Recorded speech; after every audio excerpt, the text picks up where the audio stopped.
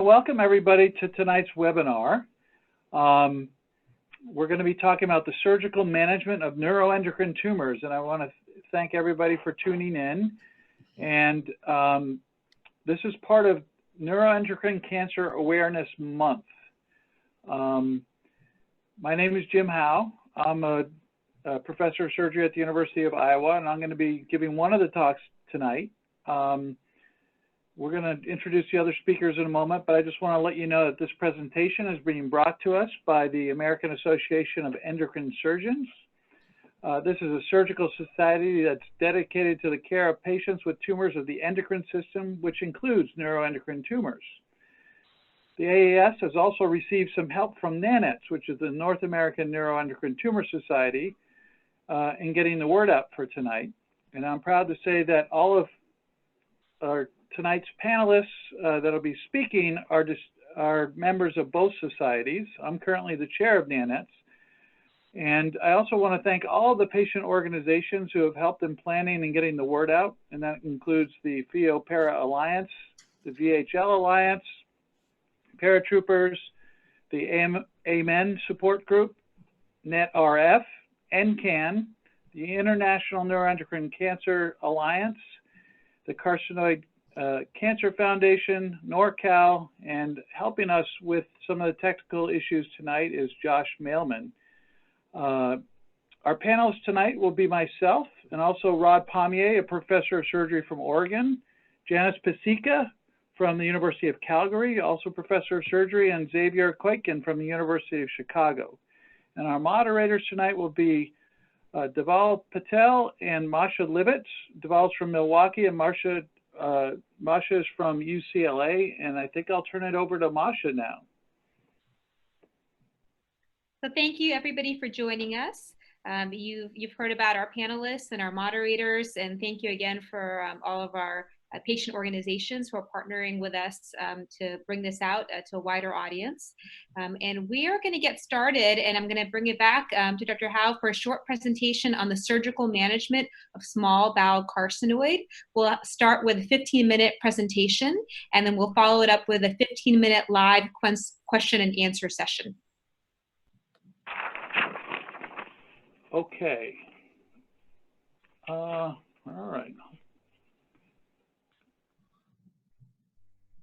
I'm going to share my screen. 1 second.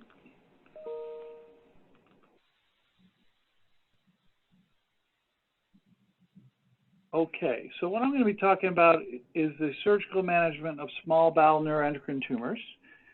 And again, thank you for joining us. Neuroendocrine tumors of the small bowel have markedly increased in incidence over the last 4 decades. And in 1973, there were about 2 cases per million, and that's increased to about 12 cases per million. And it's not really clear why this is happening. It may be happening because we get CT scans a lot. It may be because earlier in this time period, many tumors were considered to be benign and didn't make it into national databases. But in any event, the incidence has really increased over the last several decades. Now, the stage of diagnosis of these tumors, and I'll really interchangeably talk about tumors of the jejunum and ileum as small bowel neuroendocrine tumors. These tend to present in a localized fashion. That means just in the bowel itself in 29% of cases. And in 41% of cases, they go to regional lymph nodes, and about 30% of cases to distant lymph nodes. But many of the panelists here tonight would see a distribution more like this, which is what we see at the University of Iowa, with the vast majority of patients having regional nodes involved, about 85%, and about 3/4 of patients will have liver metastases. Now, what stage you present with is kind of important, because if you have just localized disease, the median survival is 170 months. I'm having a little technical issue here with animation. So anyway, so the median survival is about 170 months if you have local disease. If it goes to regional lymph nodes, it decreases a little bit to about 145 months. And then if the tumors are metastatic to, say, the liver, the bone, or other places, then the survival decreases to about 70%, or 70 months, sorry, median. Now, the small bowel neuroendocrine tumors are the most common GI site of neuroendocrine tumors, and the incidence, as we mentioned, is about 12 per million, and about 50% of these are multicentric. And what that means is there's more than one tumor in the small intestine.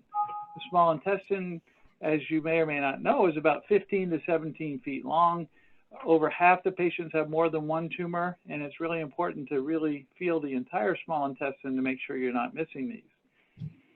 These tumors tend to be well differentiated, and what that means is under the microscope, these things look pretty well behaved. They're not dividing a lot. They tend to grow very slowly, so we call them indolent because of this slow growth, but they present late. Many people present with metastases. Now, some people present with carcinoid syndrome, and that's an interesting phenomenon where people get flushing in about 94% of cases and diarrhea about 78% of the time. And they can get valvular heart disease in the right side of the heart, and they can even have wheezing. And this happens when the hormones that are produced by the tumors are secreted into the circulation. Now, most of the time, if the tumor is just localized to the small intestine or the lymph nodes, that'll get degraded in the liver. But if the tumors have spread to the liver, then those hormones get released into the circulation, which causes these different things.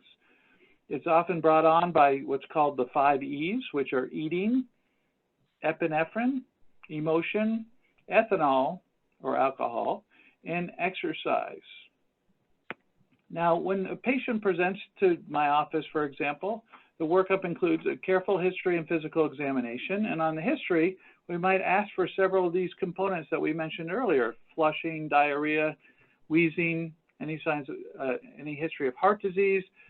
But a lot of people may not have that, and they may have more vague abdominal complaints like pain or crampy pain or incidences of bowel obstruction where they've thrown up, amongst others. And on physical exam, you may see a distended bowel, you may see the flushing, you may hear a heart murmur that would suggest carcinoid disease.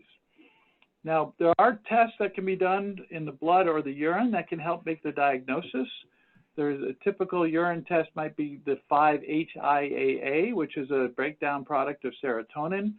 There are other serum markers like chromogranin A, pancreastatin, or serotonin that can also be used to help make the diagnosis and to follow patients long term. Probably the best test to diagnose one of these tumors is imaging, and that would be CT scan in the majority of cases. In fact, many people present with things that were seen on CT scans done for another reason. They might have seen liver metastases, and then as the workup ensues, you'll see other components of the carcinoid syndrome, which may include enlarged lymph nodes near the small intestine, and sometimes the tumors itself in the intestine, but often not. Other scans like MRIs are very good for evaluating the liver disease that patients might have, and a DOTA PET scan is very good for looking for metastatic disease. Endoscopy is not so good for these tumors because when you have a colonoscopy, you might see the very end of the small intestine, and occasionally people are diagnosed this way, but sometimes the tumors are further back and they're not reliably seen. There are endoscopy techniques that can look through the small bowel, but they're pretty labor intensive, and you can actually find them easier at surgery. A typical neuroendocrine patient with a small bowel tumor might look like this on a CT scan. This is a cross section. Imagine the feet coming out towards you and the head above. And what we see here is kind of a solid mass here in the right lower quadrant, and this represents a small bowel neuroendocrine tumor, a large one at that.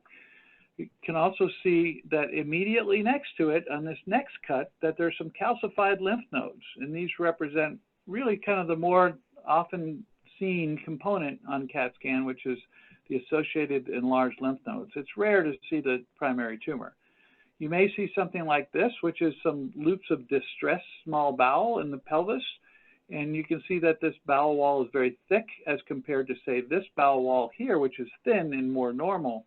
This is just a sign of venous congestion and maybe even obstruction. Now, when I operate on this patient, I would see something like this. This is relatively normal small intestine. It's pink and it's of this caliber. I happen to find, multiple neuroendocrine tumors that were marked with stitches here. But then down below here, you see a very markedly enlarged small bowel loop. And that loop leads into an area of obstruction. And this is a larger carcinoid tumor that's blocking the bowel. And you can see that this bowel is very large and this bowel is very small. And you can almost imagine the difficulty that somebody might have as food attempts to pass through this very narrow area. You get kind of a crampy abdominal pain, and if you have complete obstruction, you'll have vomiting. So the tumors generally start in the wall of the small intestine, and then they spread along what's called the mesentery. The mesentery is a fatty apron where the blood vessels come off the superior mesenteric artery and vein that feed this part of the intestine.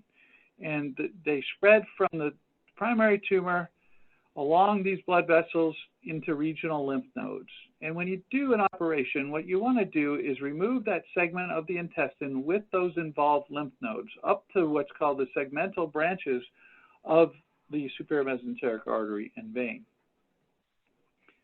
Sometimes these lymph nodes can be quite extensive, and they can involve the superior mesenteric artery and vein and completely surround it, and those can be very difficult to remove.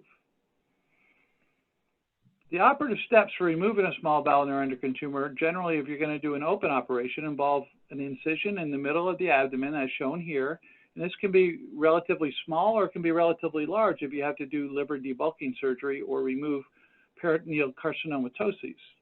Sorry.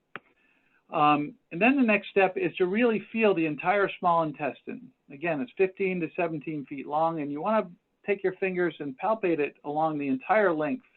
And you run your finger along a tumor that might be quite small, or they can be larger, and they're often, as mentioned, multifocal. This just shows us exploring somebody's small intestine, and here is a Meckel's diverticulum with a small tumor in it. And this is a more expanded view of that, where you can see this hard kind of white tumor that is in the wall of the small intestine. So these tumors tend to drain up along these blood vessels, and if it's at the end of the small bowel, you're going to take the colon with the end of the small intestine. If it's more upstream, you're going to just take a segment of small intestine here. And this just shows dividing the large intestine here, dividing the small intestine, and getting those regional lymph nodes and taking them right at the base of the main artery, which is called the ileocolic artery, which supplies this area. We then staple the bowel together, or you can sew it together. This just shows a stapling device, and this shows closing another hole, and this just shows reapproximating the mesentery. So that's what we do to remove the primary tumor.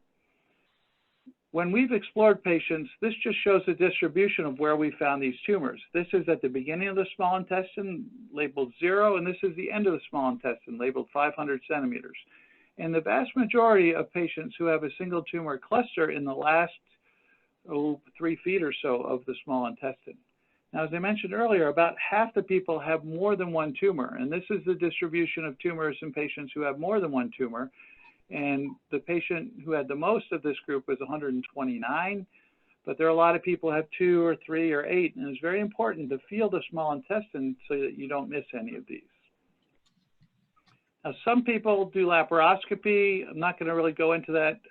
I'm not a big fan of laparoscopy for carcinoid tumors, mostly because you can't palpate the small bowel very well unless you make an incision to pull it out. You can actually do, through a small incision about the size of what you'd use for laparoscopy, a good excision with palpation of the entire bowel. This shows a patient that has 9 different tumors with an enlarged lymph node here. We can remove that section of small intestine and hook it back together here with the stapler that I showed earlier, and you can end up with a pretty small incision as shown here. We usually do cholecystectomy at the time of exploration because a lot of patients, especially if they have liver metastases, will be on somatostatin analogs, and that can cause gallstones. Also, some people need hepatic embolization procedures, and sometimes that'll knock off the artery to the gallbladder, leading to the need to take it out.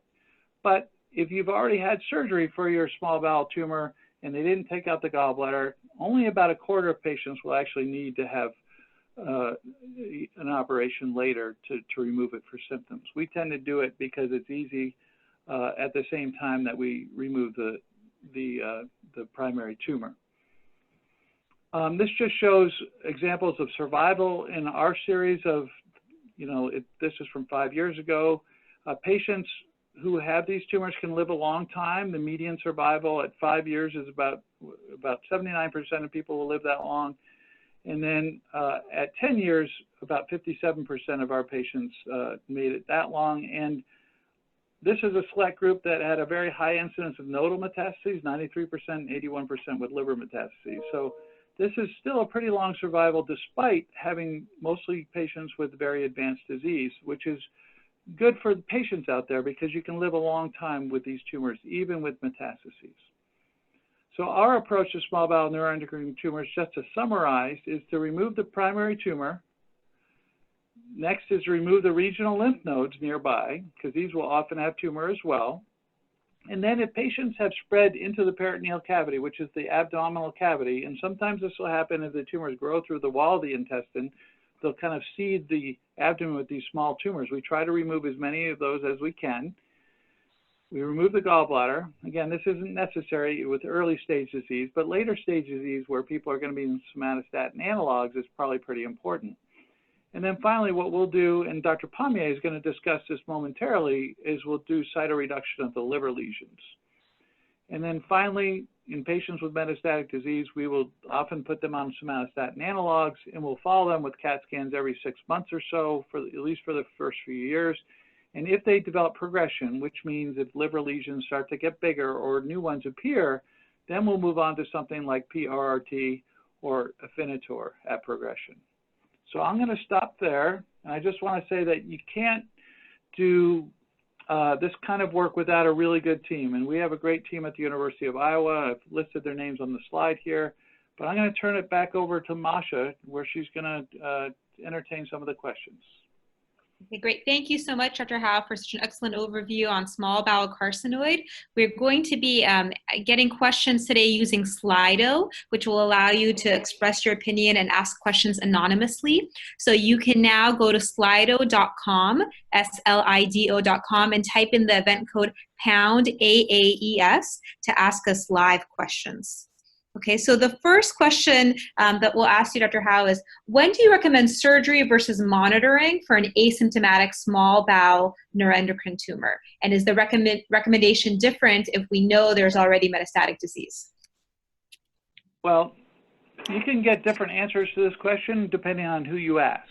My opinion, and I think I speak for many of the panelists, is that eventually these tumors are going to cause problems. So even if somebody's asymptomatic, if you pick it up through some means, that at some point it may obstruct, it may bleed, or it may grow through the wall of the small intestine, and that can cause this peritoneal carcinomatosis that I mentioned. So I would generally recommend anybody with these tumors to have a resection, even if asymptomatic, because eventually they will metastasize to the liver, and that's eventually what causes patients' demise. Now, if somebody has liver metastases, then the question is, can you make an impact on the liver metastases as well? If you can do that and remove the primary, then I would definitely recommend it. If you can't remove them surgically, we will still often perform surgery to remove the small bowel tumor. We'll do that through a small incision, and then we'll treat the liver in another way with, say, embolization or even PRRT. Okay, great. And then after resection of a small bowel neuroendocrine tumor, we have a question about what the standard follow-up should be. Well, why don't we let one of the other panelists, how about Dr. Pommier? He's an expert on this too. Great. A few years ago, we met in Honolulu in a meeting with ComNets, and I think Janice was part of that meeting, where we combined data from the United States, Canada, New Zealand, and looking at patients who had completely resected small bowel neuroendocrine tumors. And it turns out that there is a recurrence rate. It's pretty steady for at least 8 years. And then it seems to flatten out. We're not sure if the flattening out between 8 years and beyond is real, or is it just that we have fewer patients out there? More time will tell. But the rate of tumors showing up as recurrences was low and slow enough that we thought an annual scan would be adequate. We think that cross-sectional imaging as a CAT scan, for example, or an MRI would be fine. They don't need gallium scans. That could be done as a confirmatory scan instead. But it is important that the scans be ordered properly. Neuroendocrine tumors have very special properties in that they tend to light up very briefly in the liver during the arterial phase, which means just the first few minutes after the patient is injected with contrast. And then as the rest of the liver fills in with that contrast, they have a tendency to vanish. So you can certainly get false negative CAT scans if they're just done in the routine manner of getting a single phase CAT scan. So it's important that the scans be requested in the proper format. Okay, Dr. Pasieka, do you have anything to add, or I'll also ask you, when would you recommend any adjuvant treatment or octreotide treatment? Dr. Pasieka, you're muted.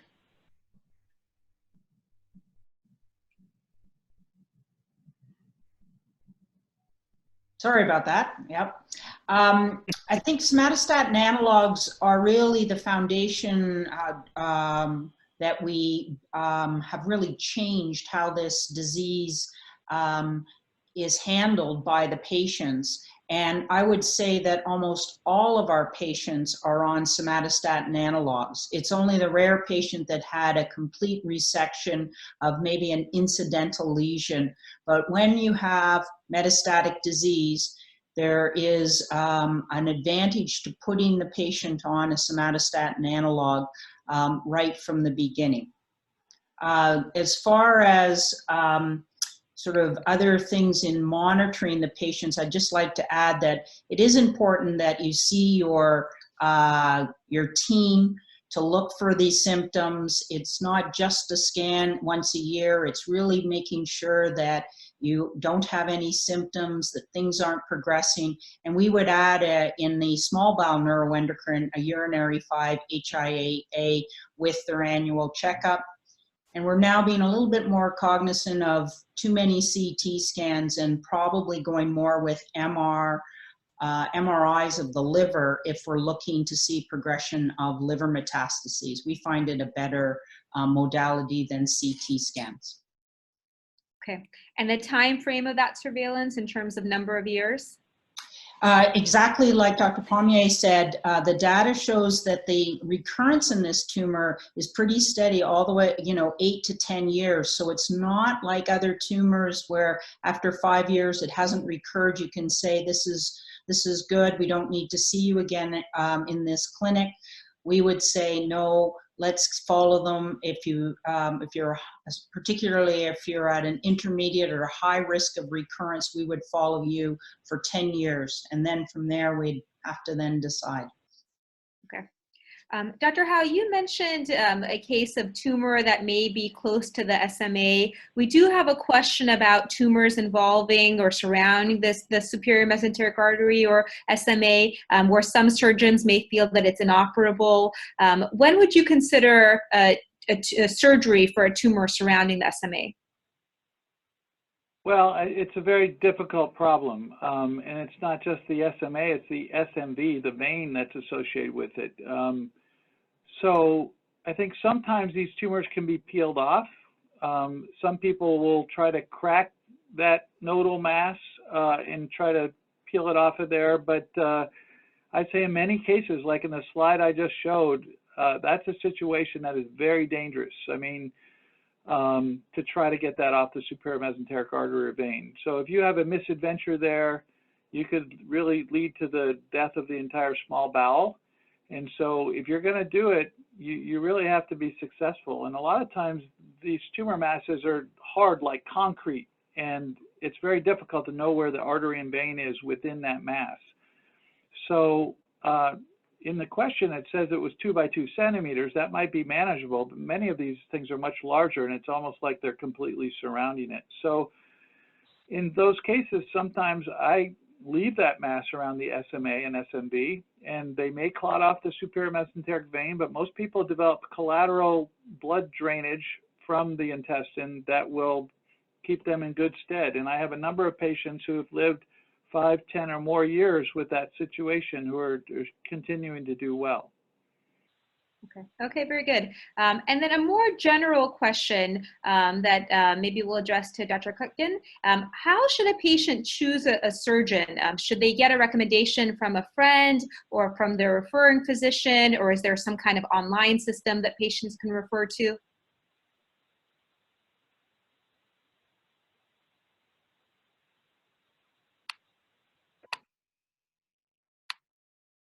Are you there?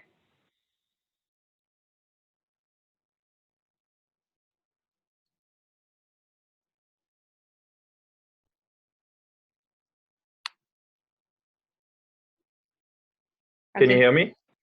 Yes. You hear me now? Oh, okay, sorry.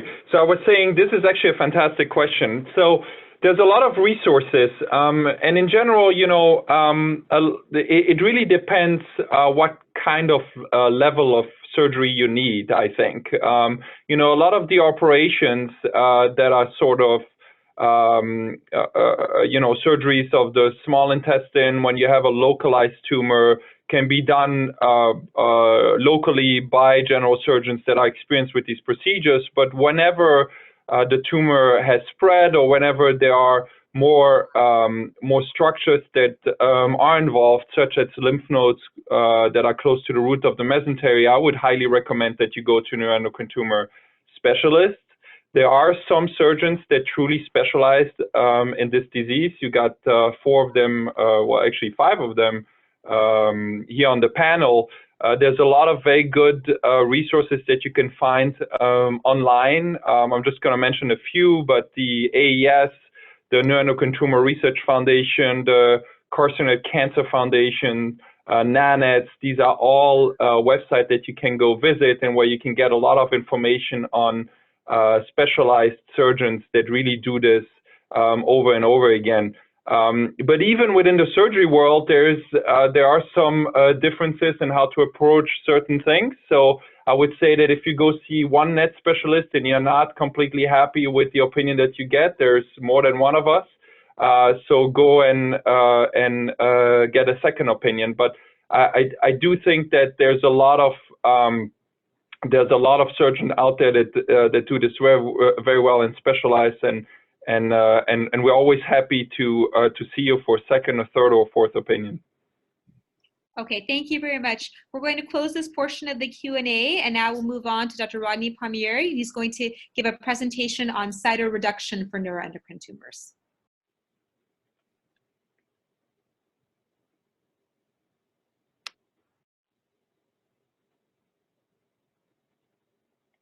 Okay, I'm getting my screen shared here.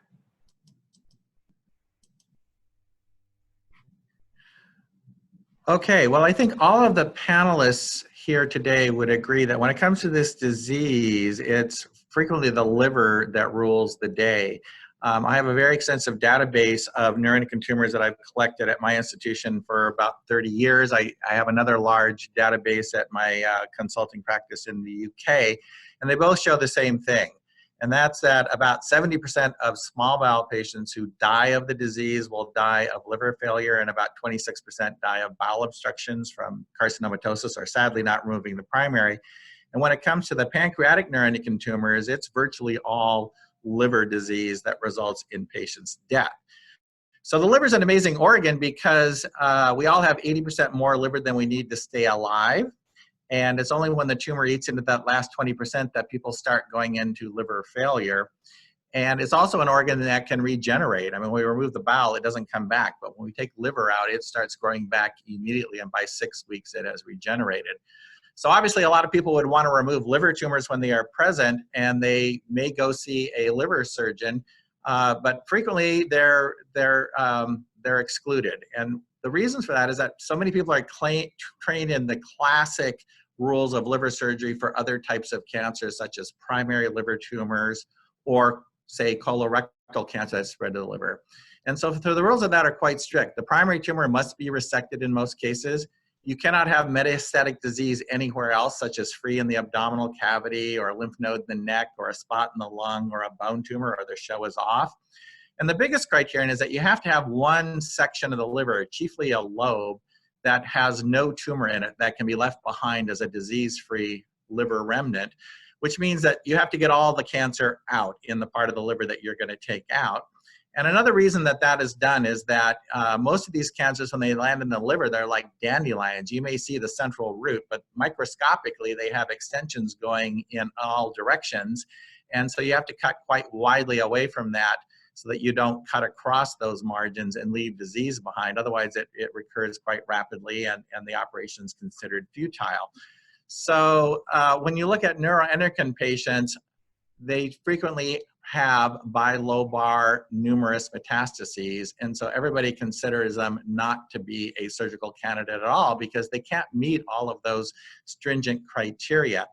And it's not uncommon to see that neuroendocrine patients aren't even referred to a surgeon trained in the classical liver things because perhaps their medical oncologist or their gastroenterologist has already made the determination themselves that with this type of disease, they are not going to be a surgical candidate. Well, the good news is that in the world of neuroendocrine tumors, those rules don't really apply. We don't require that the primary tumor be resected. A lot of patients are told they have an occult primary. And if we operate, like Jim said earlier, well, most of these patients that are told they have an occult primary tumor actually have a very tiny small bowel primary tumor, and it can be found at operation. And only about 10% of patients that we actually operate on have a true occult primary tumor that cannot be found. Because they overwhelmingly die of liver disease, we can have metastatic disease at other sites like the bone and lung, and I'll show you later on that that does not seem to have any adverse impact on the survival outcomes that we measure. The other thing is that we do not have to get all of the tumor. Historically, people have said that if you get 90% of the liver tumor out, you get the same good results as if you removed all of it. But many of us on the panel have challenged that. I know Janice was one of the first people to challenge it down to 70%. And we've worked on that, and we'll show you later on that in fact, that threshold is probably too high. So you can leave tumors behind in the liver. And also, you don't have to get wide negative margins of resection. This is one area in which neuroendocrine tumors are vastly different than all other kinds of cancers. They are not infiltrative like dandelions. Rather, they land in the liver and they expand like spheres, pushing the liver aside as they go. And so they can actually be enucleated. And here's an example of a neuroendocrine tumor up in what's called the dome of the liver. And as you can see, I'm rolling it out of the liver without removing any liver alongside of it. And it literally pops out. And so you can, that's called a parenchyma sparing enucleation, in which we do not remove an entire lobe of the liver trying to get wide negative margins on this. And our data clearly show that when we do this, we don't get any more recurrences in the area of that tumor than if we took a lot of normal liver out around it. So there are other tumors deep inside the liver, and you can get to those with a parenchyma-sparing operation called a hepatectomy, in which we make an incision into the liver, tunnel down to the tumor, and then pop it out. And then when we're done, we can stitch the liver back up on the outside like you see here. And so you can do a combination of enucleations on the surface of the liver to get the superficial tumors out, and tunnel into the liver to get the deeper tumors out. And so when you do that, you can get a whole lot of tumor volume out of someone's liver, as shown here. There are 8 segments in the liver, and I put my tumors down on little squares of what segment I took them out of. And here we removed a tremendous amount of voluminous tumor out of this patient's liver. But as you can see, there's hardly any normal liver that has been sacrificed in this process.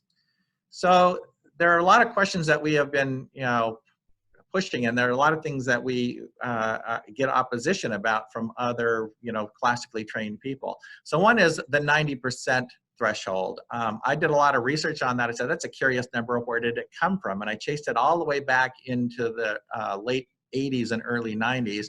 And it turns out it was just a made up number. It had absolutely no oncologic data behind it, that it had been tested as an absolute requirement threshold. Studies show that over time, patients get more tumors, and so that's a reason that is often given to not operate, because they're just going to come back. There's a joke that goes around that's existed for years that you can operate on somebody, but start getting more tumors as soon as they get to the recovery room. And so I started wondering, is that really true for all patients? Can we tell who those patients are? There's concern that patients may have a low-grade primary tumor, but when you get up to the liver, things are mutating and changing, and they may have some grade 2 tumors or perhaps even some grade 3 tumors, and that's going to change the prognosis, and so you shouldn't operate on the liver. And lastly, virtually every paper I've seen in previous decades looking at liver surgery for neuroendocrine tumors took small bowel patients and a few pancreatic patients and mixed them all together and then reported the results as though they were the same. And I thought, well, are they really the same, or might there be certain prognostic differences between the two? So we'll take a look at that today. So I published a paper on just looking at small bowel net patients. I didn't allow any pancreatic patients in this so I could figure out what were the actual prognostic factors for small bowel neuroendocrine tumors. So you can see the ages of these patients range from 30 to 78. The number of metastases that were removed from the liver, trying to get at least 70% out, range from 1 to 157 per patient with an average of 22 per patient. The size of these tumors range from a few millimeters up to 16 centimeters. 65% of the patients in this study had some form of extrahepatic disease, like a bone metastasis or a neck lymph node or a lung metastasis, and or even spread in the abdominal cavity. But as Jim said, if it's in the abdominal cavity, we'll try to remove that while we're there. And so only 35% of patients still had some extrahepatic disease at the end of their liver operation. So we divided patients into 3 groups based on how much disease we got out. So some of the patients had 100% of the tumors removed, meaning the liver was clear when we closed. Other patients had the classic amount of 90%, meaning we left about 10% of the liver behind, usually because these tumors are in a part of the liver that we have to keep or too close to some major vessel that's keeping the liver remnant alive, so we left them. And then a third group had about 70% of the tumor removed, leaving behind 30%.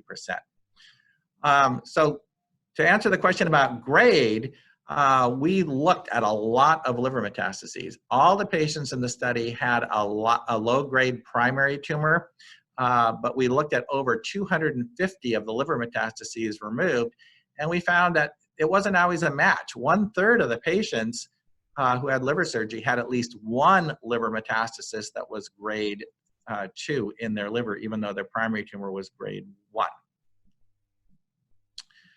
So looking at, well, does it come back? It's like, I would argue that most liver tumors come back after liver surgery. If you look at the colorectal data, even if you can meet all those rigid criteria, most patients get recurrent disease, yet that doesn't stop us from operating. And when we look at these carcinoid small bowel patients, we actually found that they go a pretty long time before their liver gets worse. The median time to liver progression, which is where do you see this graph hit 50%, came out at 72 months or 6 years. And we said, well, who gets recurrent disease the soonest? And so we looked at every factor that we could analyze, such as, did the liver have 100% removed, 90%, or 70% removed? No difference. We looked at the number of tumors resected, the size of them, whether or not any of them were were grade 2, or whether they had extrahepatic disease. And none of those factors predicted liver progression. In fact, the only thing that predicted liver progression was the patient's age. And it didn't matter where I cut the deck. The youngest 6 patients progressed faster than all the older ones. But we got the biggest separation between patients under age 50 and over age 50. So it was the younger patients that were pulling that previous curve down. The median time for patients under 50 is only about 39 months, whereas we haven't yet reached the median time for progression for patients over age 50. This is relevant because most of the patients with this disease tend to be in the 50s and 60s age group. When we looked at the survival, it was very, very good after liver debulking. The 5-year survival rate came out at 90%. We've just updated this with 8 years of follow-up, and it's still holding at 90% to the current day. And all of the deaths that occurred were from liver failure due to liver progression. No patient with extrahepatic disease died of a metastasis at any other site. And when we looked at what predicted survival, again, all of these other factors, the percentage of tumor removed, whether it was 70, 90, or 100, the number of tumors resected, how big they were, or what grade they were, or having extrahepatic disease did not matter. Only age was a predictor of survival. And here is survival plotted in less than age 50 or greater than age 50. And so the survival came in at about 77% for patients who are under age 50, but that improved the survival of the relative survival of patients who were over age 50. Their survival rate came in at 97%, and it's still holding that with the 8-year update. So having looked at small bowel nets, we decided to go on and look at pancreatic neuroendocrine tumors, and we thought that perhaps the prognostic factors for those tumors might not be the same as they are for carcinoid. We also wanted to know if those expanded criteria of allowing 70% debulking and extrahepatic disease and grade 2 tumors and things might also be applied to patients who have pancreatic neuroendocrine tumors. So we looked at 44 operations of just pancreatic neuroendocrine tumors, and you can see the age range. About 12% of these tumors are functional. They're much less likely to be functional. 70% of patients had bilobar disease, and not as many patients, only about 14%, had extrahepatic disease. Again, we were able to do parenchyma sparing operations rather than lobectomies in the vast majority and over half of these patients. The tumor ranges and size came out very similar to the carcinoids. The median number of tumors removed per patient was 20, but ranged up to 101. And the mean size was a bit bigger at 4.5 centimeters, but as you can see, ranged up to a very large 23.2. And here, when we looked at time to the liver got worse, I think this is the origin of the joke about the recovery room, because these patients did not go as long before their liver got worse. They only went about 11 months on average, not 72. But in most of these cases, it was just 1 or 2 new tumors that showed up in the liver. It wasn't a disaster or end of the world. It's like a lot of these patients had a 90 or even 100% debulking, and when they got another tumor, that made the graph go down, but they weren't any worse than somebody who had, say, a 70 or 90% debulking. So we haven't necessarily acted on all of those. So we went looking for what factors predicted the liver getting worse, and we found the same thing we found with carcinoid, except age was not a prognostic for progression in the PNET group. The only thing that mattered for progression in the PNET group was having any metastasis in the liver. It was 5 centimeters or bigger, and that was highly significant. Looking at the survival, it didn't come out as high as carcinoid. As you recall, the carcinoid survival at 5 and 8 years was 90%. We had an 81% survival rate here. And you can see that most of the deaths that occurred, they were all due to liver failure again. Nobody died of any metastasis at any other site outside the liver. But they mostly seem to be happening somewhere between 18 and 36 months. So we thought that was very curious. Once patients made it past 36 months, they held. So we looked at every factor under the sun that we had in our database to see what predicted that. And it, once again, turned out to be the same thing that predicted liver progression, that if you had any metastasis that was 5 centimeters or over, then the survival came out much lower. But again, that had the effect of raising the survival for the remaining patients. The survival for patients who had all their tumors under 5 centimeters in size came out at 96%, very close to that elderly group of carcinoid patients I showed in the earlier study. So, you know, one study alone doesn't change paradigms, but Dr. Howe and others have now looked at the 70% debulking. This is a paper published by him, a mixture of small bowel and PNET patients. And the nice thing about his study is that there were patients in his study who had even less than 70% debulked. But it shows a very nice cut here between that the patients who can have more than 70% debulk have very good survival, and when you get to less than 70%, you get the same types of survivals that we would get with medical therapies rather than surgery. So in conclusion, I think the thing I want to emphasize is that eligibility for liver operations for patients with neuroendocrine tumors is considerably different than for other types of cancers like primary liver tumors and colorectal metastases to the liver. And these expanded eligibility criteria that I discussed of allowing cytoreductive operations where you get 70% of the liver tumors rather than 90 or 100, allowing positive margins by nucleating the tumors and saving as much liver as you can, allowing patients with grade 2 or even extrahepatic disease. will allow many more patients to become eligible for liver surgery and yet still provide excellent survival rates for both carcinoid and PNET patients. Thank you. Thank you, Dr. Pommier. That was an excellent presentation. I really like the dandelion analogy. So we're now going to take a question and answer period. Just as a reminder, we're going to be using Slido to collect questions. So feel free to go to slido.com, hashtag AAES, and enter your questions live. So Dr. Pommier, that was excellent about using cytoreduction to improve survival. You know, we do have newer treatments like PRRT. Is there any role for doing PRRT first before cytoreduction or doing vice versa? Well, I think classically we've looked at PRRT as being for patients who are deemed inoperable, and but there's a trend in all of medicine is that once a treatment comes out for metastatic disease and it's proven to be successful, we then wonder, well, would it help in earlier stages of the disease? So several of us on the panel are going to start a study in January of 2020 in which we will be looking specifically at the PNET patients because they appear to have a much more rapid time to progression. And we will be giving them PRRT. Half of the patients will get PRRT before surgery and half will not.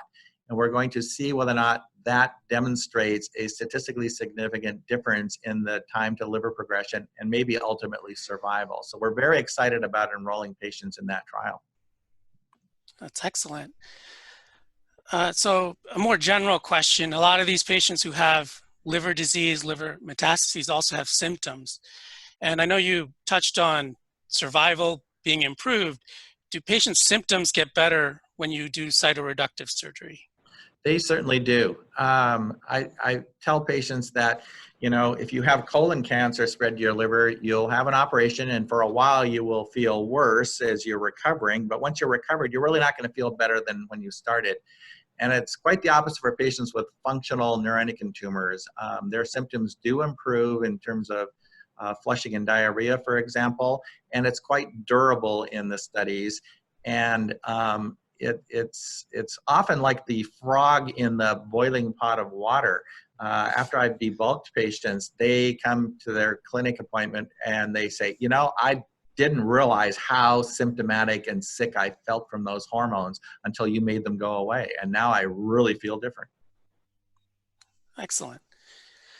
So, you know, another question I think for Dr. Howe, you know, these patients, you have some tumor left over. How many times can you really go back if they have a recurrence?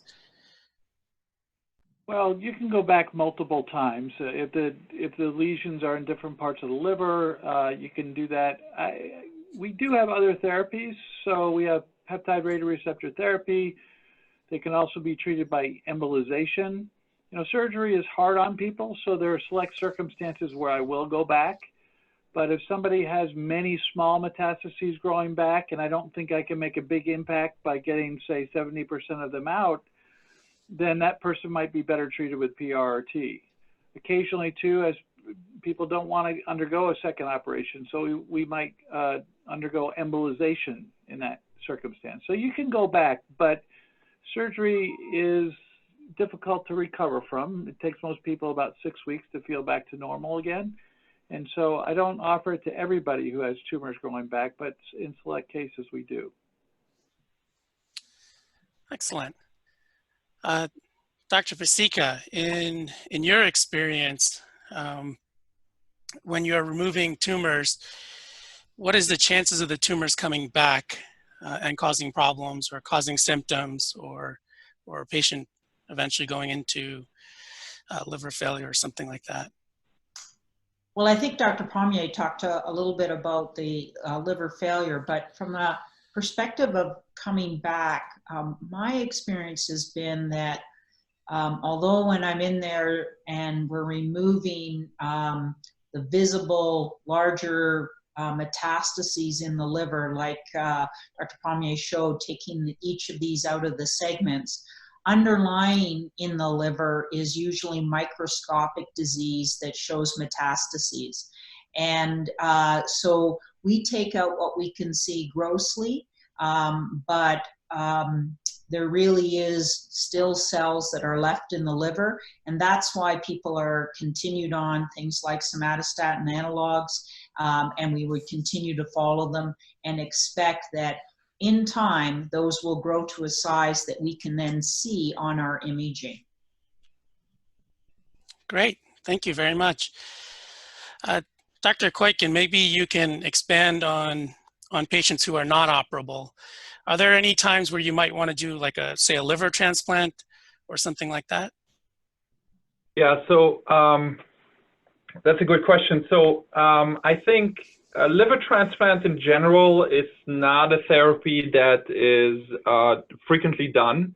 There were high hopes, about a decade or so back regarding liver transplantation, but the truth is, similar to cytoreductive surgery or debulking surgery, even if you transplant the liver, the tumor will ultimately come back. The problem is when it does come back and you need any additional therapies, you are now on immunosuppression. So it makes the entire treatment paradigm and planning a lot more challenging. So as we have evolved in our techniques on how we debulk livers, and as there are less and less organs available, transplantation is really not a great solution, I would say, and is not a way to cure you. And I will also add to that occasionally there are certain therapies that do produce some tumor shrinkage, which will make somebody that perhaps was non-operable suddenly an operative candidate, especially if tumors are close to certain structures that we are reluctant to remove. The literature on that is very limited. There are some studies, for example, for PRRT and primary pancreatic neuroendocrine tumors, where there could be some shrinkage of the tumor induced in some patients with PRRT. It shouldn't be the standard of care before all operations, but occasionally could be used. And as Dr. Pommier said, Dr. Howe, Dr. Pommier and myself are actually starting a trial where we will treat patients with PRRT before we cytoreduce them next year. And I think we'll be able to get a lot more information on what is the percentage of patients that actually respond prior to surgery to PRRT, and should we use it more often than we're doing now. So we will need a few more years to figure that out. Great. So Dr. Pasieka, we have a live question, and the audience is asking, can you do liver resection for metastases after yttrium-90 embolization? Well, I'd be very curious to hear what the other panel members and their experience is. The Y90, when we use it, it really is when there is liver disease only and we have exhausted all of our surgical approach to the liver. So I don't have any experience of going in on somebody after Y90 because we've already done the maximum amount of surgery. But I'd be curious about what Dr. Howe has to say on that. Well, it's not a question that comes up very often, because usually we'll only give Y90 when they have diffuse liver metastases and we can't do much about it. So I agree with Janice on that. We have done it occasionally, and I think if you're removing a few lesions, I think that's reasonable. But the Y90 radioembolization can also cause significant fibrosis and sometimes cirrhotic change in the liver that can make it more dangerous for that patient. Dr. Pommier, do you have any comment you want to add? Well, I would echo both Dr. Pasieka and Dr. Howe that we really want to reserve those therapies for patients that we really think are not operable candidates. But yeah, occasionally I've had somebody who had a Y90 embolization. They were always operable, and they get a few more tumors and that haven't been treated. And so I have gone in and debulked those. Curiously, if the Y90 treated tumors dead and still embolized, I'll leave it. I don't think I do any good for them by carving out something that's already been well killed by the Y90. But you have to be very careful about that, because yes, there are interventional radiologists who are very good at doing selective embolizations, and it also depends on your tumor anatomy. If they can sneak right up to that tumor and embolize the vessel leading into it and leave the rest of the liver largely unaffected, I don't think there's much danger in operating on that in the rare circumstances where it's applicable. But if they globally embolize the entire liver, and a lot of people will do that because of what Dr. Pasieka mentioned, that we know there are micrometastases that we can't see, so they globally treat the liver, then I think the whole liver can be quite fibrotic, and it's not a good choice. If I can add one more thing here, also, is that I think I personally have seen it quite often that patients that were cytoreducible or debulkable underwent Y90 quite early in their treatment. I think, again, it comes down to you being also your own advocate and going to a center that has like experts for that, because the problem with Y90 is that even though you're right, it doesn't completely execute an operation, it definitely cools us down in the enthusiasm to go resect, and that is mostly due to the damage that the radiation will do to the healthy liver tissue. And if you have more than one round of Y90, I will usually say no. And a lot of patients I've seen had 2 or 3 rounds of Y90, and it's not just about killing the tumor, but it's about damaging the rest of the liver. So I think Dr. Howe and Dr. Pasieka mentioned very well that Y90 in particular should be something that really is talked to the patient about after the patient has seen a surgeon and not before, in my opinion. Excellent, great. Thank you very much. So now we're going to move on to the surgical management of pheochromocytomas and paragangliomas with Dr. Pasieka.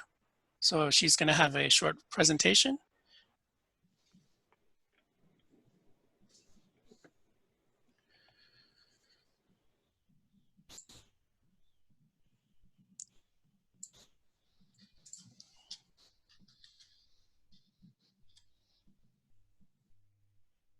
Mute. Okay, so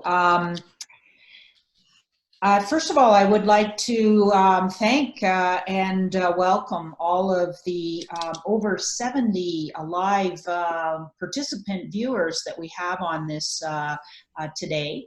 I think that I would like to extend a welcome to all of the patient advocacy group that are here listening in. And I know the American Association of Endocrine Surgeons would be very interested in knowing if this is a worthwhile endeavor and helpful to you and your families, as you're a group of patients that have rare tumors, and there's not a lot of information out there. I've been given the assignment of talking about pheochromocytomas and paragangliomas.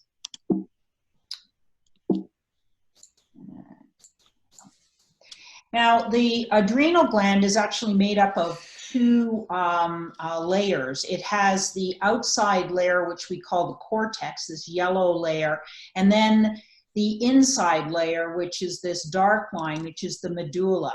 The cortex makes these steroids and hormones, but it's a medulla that makes epinephrine, norepinephrine, and dopamine. And this is the area in which pheochromocytomas can develop. Now, for definition, a pheochromocytoma is one of these epinephrine or norepinephrine secreting tumors that arises in the adrenal medulla, in the adrenal gland, whereas paragangliomas also produce epinephrine and norepinephrine, but they arise from the ganglion of the sympathetic nervous system, which can be anywhere in the body from the base of the skull down to the bottom of the pelvis. And so when it's outside of the adrenal, it's called a paraganglioma. When these tumors are inside the adrenal, they're called pheochromocytomas. Now, these are rare. 2 to 8 per million in the US will develop one of these tumors. And the majority of these, particularly the pheochromocytomas, are benign and are not a cancer. They are tumors that produce too much epinephrine and norepinephrine. And about 10 years ago, we thought it was about 25% of these tumors were genetic. They had you carried a gene mutation that predisposed you for developing this tumor.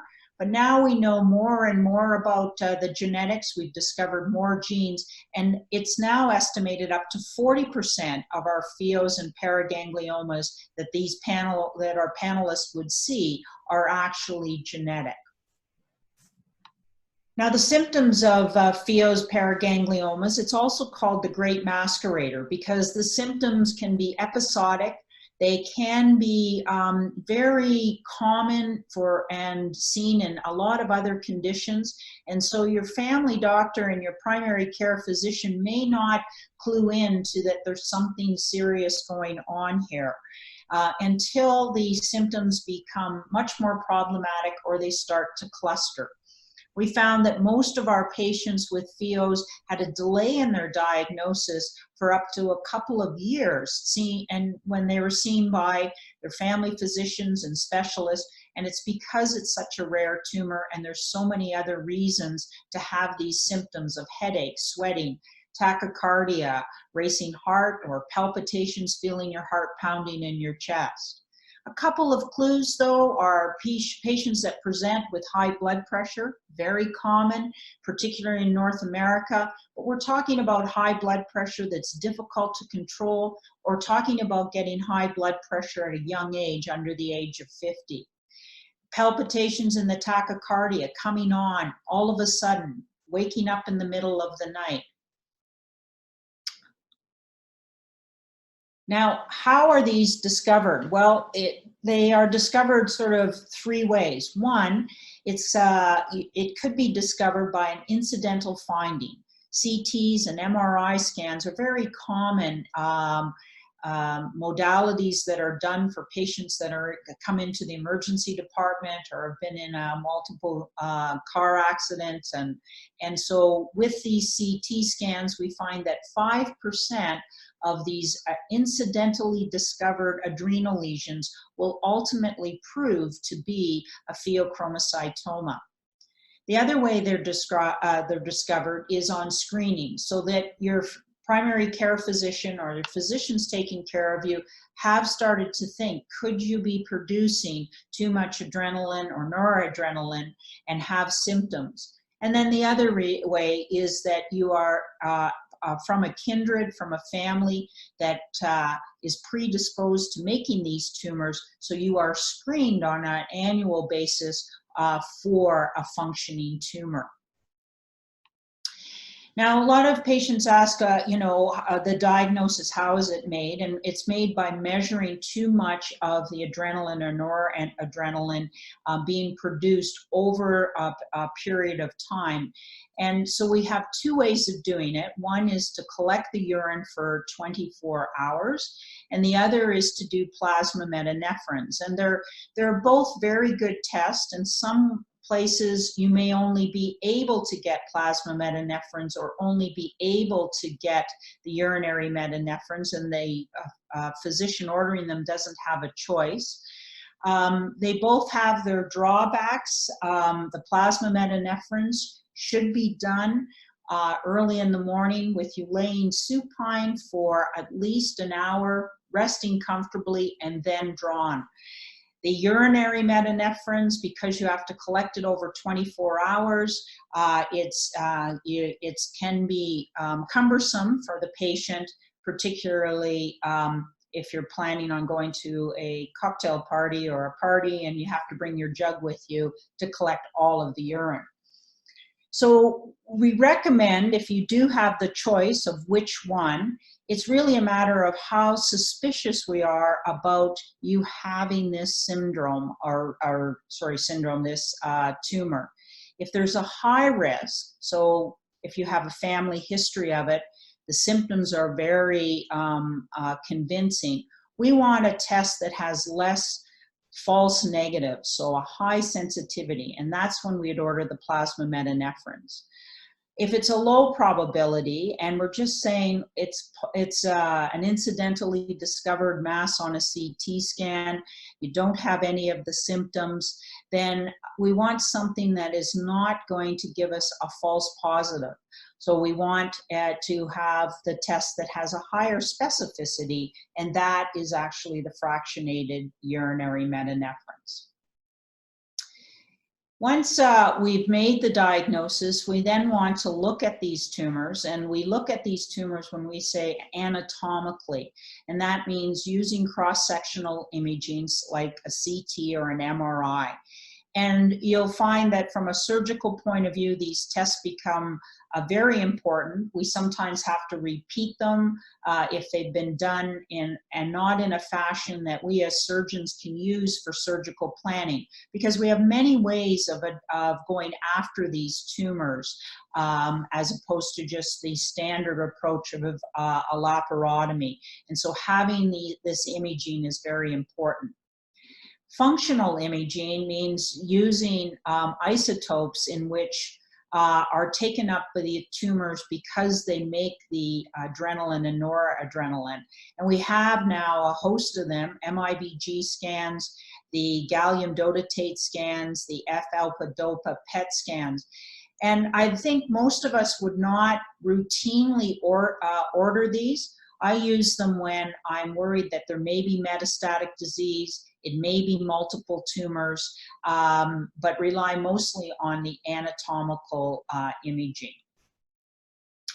Now, just to touch base, many of you online probably are from families that carry a gene abnormality. And as I said, there's up to 40% are the Pheochromocytomas, Paragangliomas are from a genetic abnormality.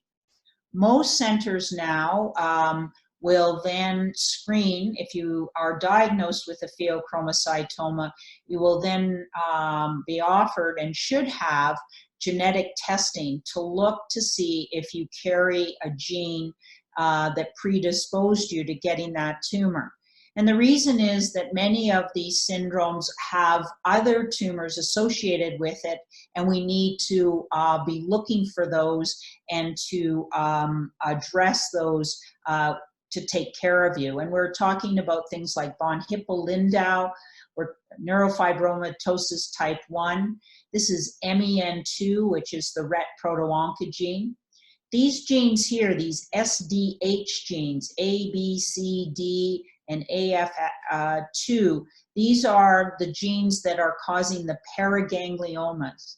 And so when you have a paraganglioma, that's one of the first genes that we would look at. And they too are associated with other tumors that we need to look for. And we have a couple of new genes that are discovered, the MAX and the TMEM.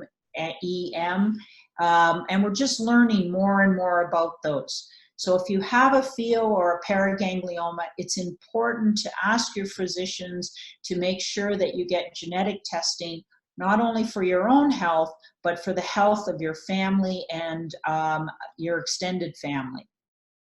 Now, the treatment of a pheochromocytoma, in my opinion, the first thing that needs to be done it is going to be surgery. And the first thing that needs to be done is to put you on what we call alpha blockade. This essentially tricks the body into not responding as vigorously to the secretion of the adrenaline and noradrenaline. And the drug I like the most and have the most experience with is phenoxybenzamine. This is becoming harder to obtain in North America, but it is a good drug, and if I can get this drug, this is the drug of choice. There are other drugs that also provide the alpha blockade, doxycycline, prazosin, and they too can be utilized. They're just a little shorter acting, and maybe I'm just a slow surgeon and meticulous that I need that longer acting drug. There are alpha blockade drugs that the anesthetist can use, but what we want to do is trick the body, put you on an alpha blockade for a period of time, and it can sometimes takes up to a couple of weeks. Try to do it within 2 weeks or so, and then bring you to the operating room and operate with that blockade on board. Sometimes you need to be put on a beta blocker, and again, that's part of your team that's assessing you as to whether we need more medication to bring that blood pressure down to safely take you to the operating room.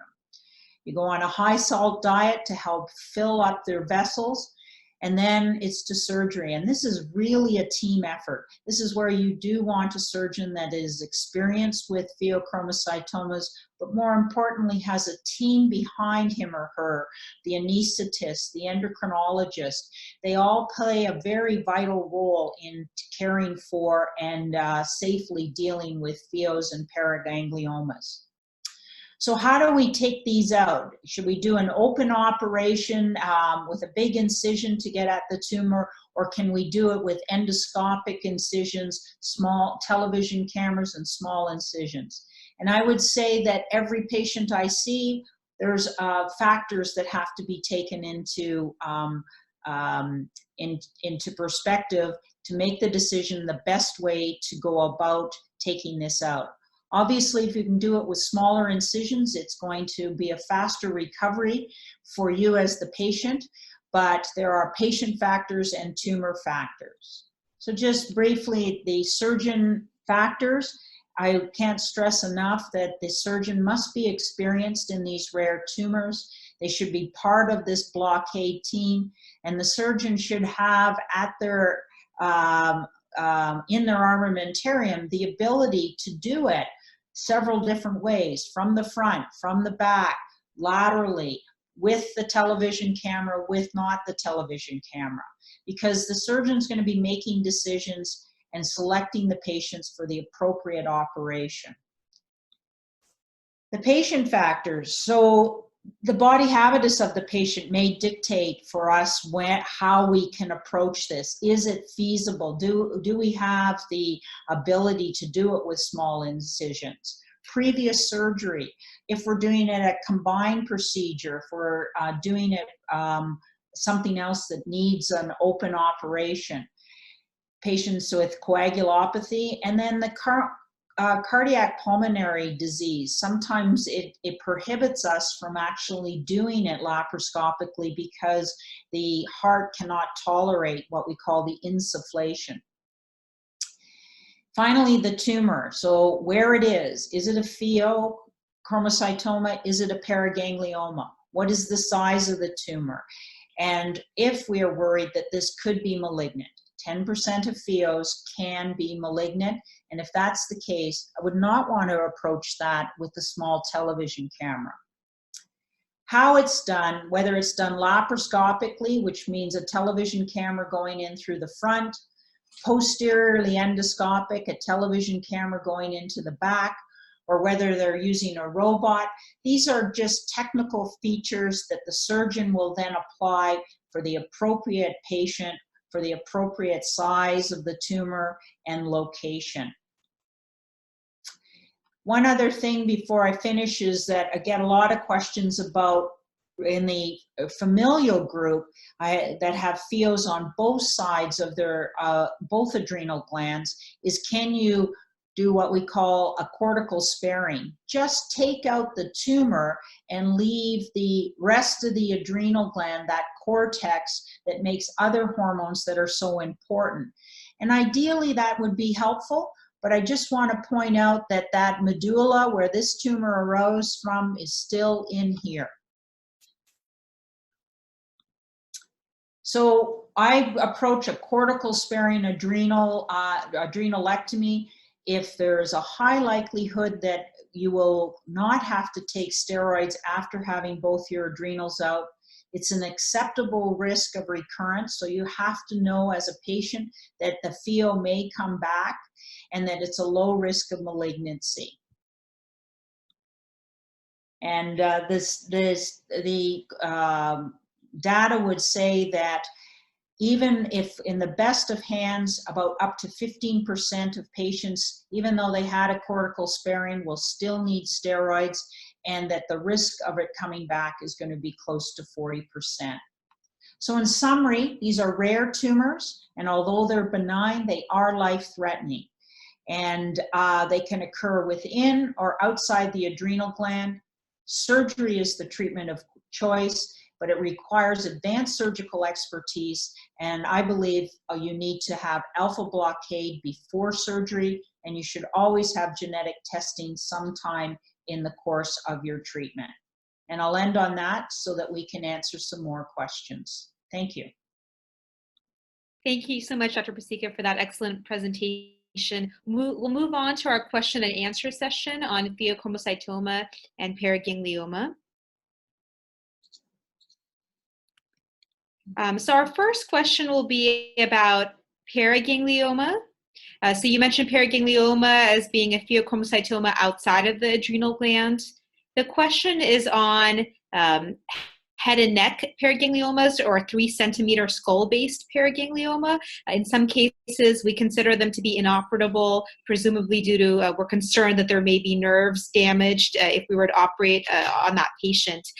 When do you recommend surgery for these head and neck paragangliomas, and what are the other treatment options if surgery is not recommended?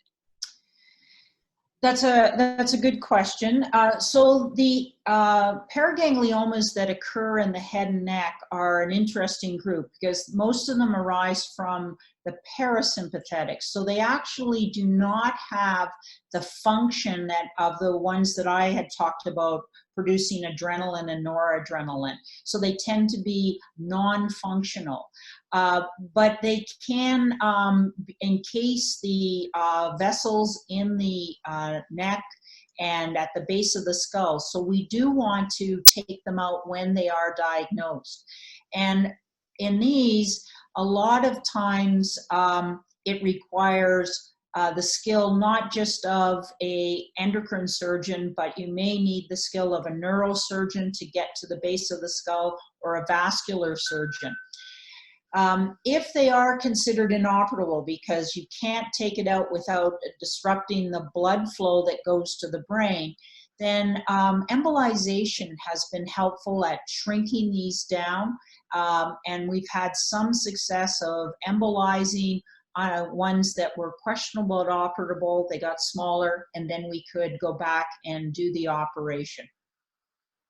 Okay, great. I'll ask the other panelists, are there, in what institutions are you using external beam radiation as an alternative to surgery for these head and neck paragangliomas?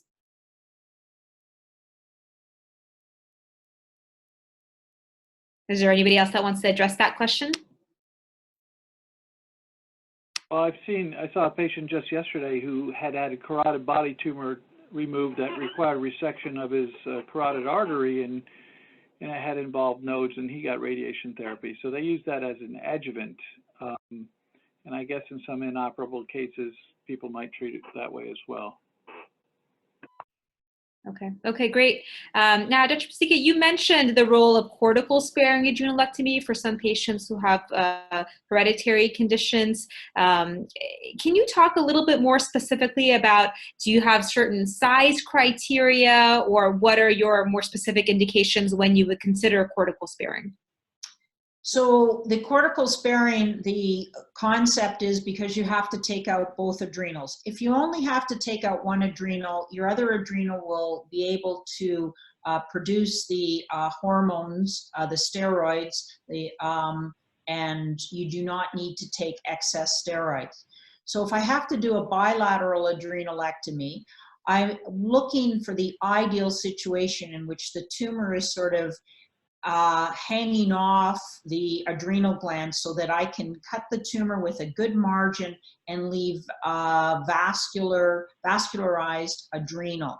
Sometimes these adrenal pheos are so big that you can't even see the cortex because it's grown and pushed the cortex cells outside of it. And that's not a good one to leave behind or do a cortical sparing, because you run the risk of cutting into the pheo. So I'd have to be able to get it without cutting into the pheo and getting a good margin and leaving an adequate vascular amount of adrenal behind. Okay, great. Now the next question is about malignant pheochromocytoma. You mentioned about 10% of cases might be malignant. What are the treatment options for a malignant pheochromocytoma that has distant spread? Maybe Dr. Pommier, do you want to address that question?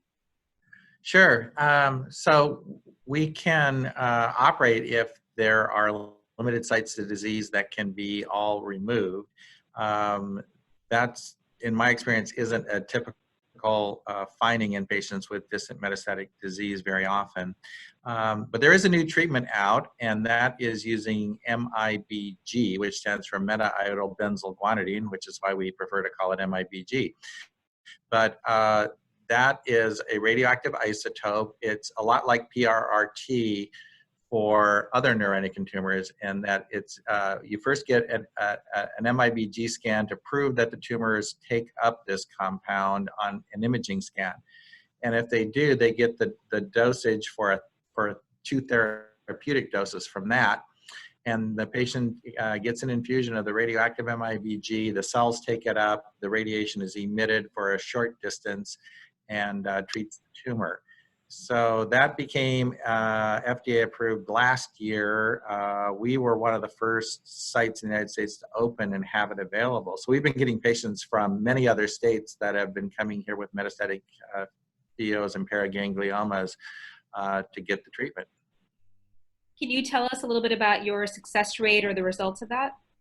Well, the trial was a positive trial, so we know that it's a successful treatment.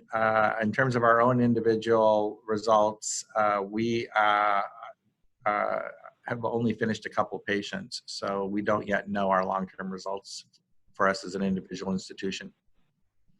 Okay. And if I can add one thing to that, is that there is actually some research going on in some trials, and I think actually there's one at the National Institutes of Health regarding PRT for metastatic pheochromocytoma, metastatic paraganglioma. So that's different than the MIBG, but the same principle. Since these tumors are neuroendocrine tumors, a lot of them express somatostatin receptors. So patients would get a 68 gallium dotatate PET CT scan, and if their tumors do light up, they would potentially be a candidate for PRT. So like we use this therapy for other neuroendocrine tumors, we could also potentially use it for pheochromocytomas and paragangliomas, but we need more studies and a little bit more time to figure out how well this is going to work. But that's another potential therapy that's going to be available in the future, including other or next generation PRT treatments, which are going to be coming out over the next few years. So I think plenty of therapy options will hopefully be on the market within the next few years. Yeah, so that's very exciting. Dr. Pasieka, the next question for you is, we have patients who I think we've all seen in clinic who have these symptoms that seem to be really sort of consistent with a pheochromocytoma, and they've been evaluated for this, and they have the blood pressure spikes that would indicate a pheochromocytoma, but the hormonal testing is normal, including 24-hour urine testing. So could it be that you have a pheochromocytoma if your urine or blood testing is completely normal?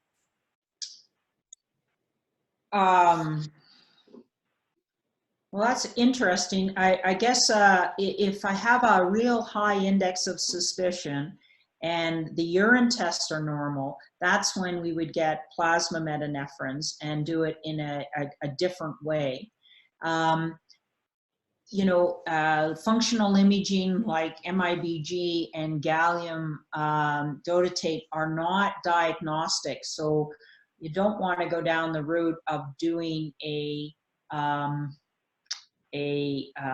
functional test as a diagnostic scan. So I'm not sure what I think.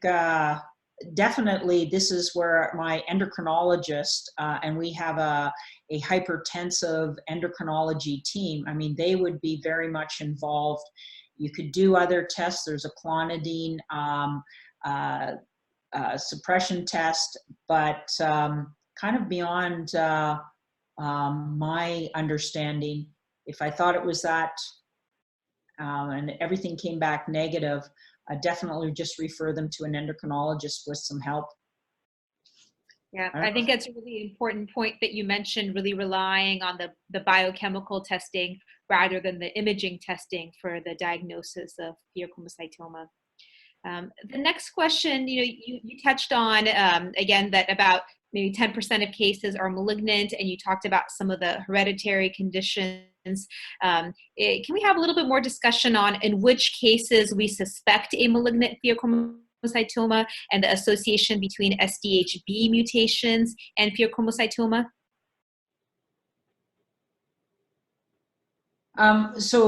Absolutely. So when we have an exceedingly large pheochromocytoma in size, so you start getting over 10 centimeters in size, a tumor that is producing dopamine, which is also part of the making of adrenaline and noradrenaline. If you saw any evidence of other lesions in the chest or in the lymph nodes surrounding the tumor, these would be all things that I would be quite worried that this is a malignancy, and would get functional imaging to see if these other tumors light up. I think you were mentioned the SDHB mutation. This is a paraganglioma.